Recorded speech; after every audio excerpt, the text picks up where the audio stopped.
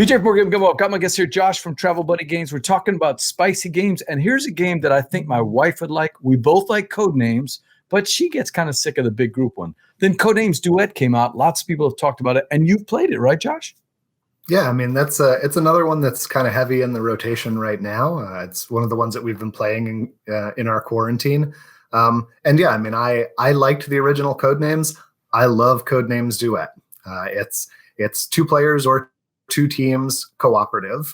And what that does is it eliminates the downtime that's present in the kind of basic code names. I mean, so many times I play with a group, and while the clue masters are thinking up what to say, everybody just kind of sits there quietly, right, waiting for the beat to drop. And this eliminates that because you're both playing on the same board. You're using one double-sided clue card, and each of you is trying to clue the things that you have to the other with some overlap in clues. Okay. And you only have so many moves to get there. And then when you run out of clues, you come to this sudden death moment of, well, there aren't going to be any more clues to give, but we still have X many things left. And we're just kind of drawing on the stuff that we think from the previous clues in the game to do this sudden death round.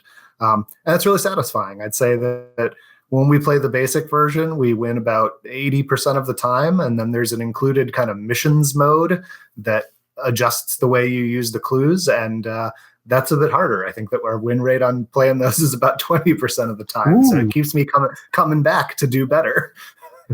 And one of the things that I liked about Codenames is how they've been able to extend it into other areas with pictures, and now they're doing all the thematic ones. Mm-hmm. Does the system allow you to bring in those other sets that you have and still do duet, or is it tied to the words and the system that they have inside this box? No, I mean, I think that you could play that with any set. I mean, the thing that sets duet apart from anything else is your double-sided cards with the percentage overlap of what clues you want to get. And okay. I think if you own duet and then you have other sets of code names, I think you could probably just pull the word cards out and put the other cards in, and it would be exactly the same experience.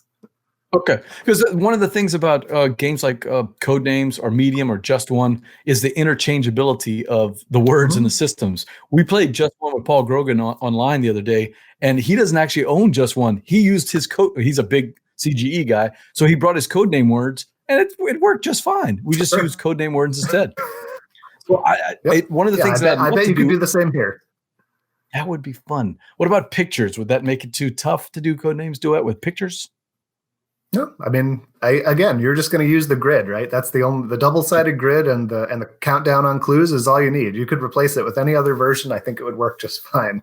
Speaking as someone who doesn't work for CGE and can't actually promote their products this way, I'd do it. Sure, we're just talking off the cuff, of course. So, yeah, is this one of your wife and you top 10 games as a couple? Yeah, probably. I mean. Again, it's tough for me to pick favorites. I'm doing my best to go more minimal-ish and have brought the board game collection down from like 250 games to 150 games. But wow.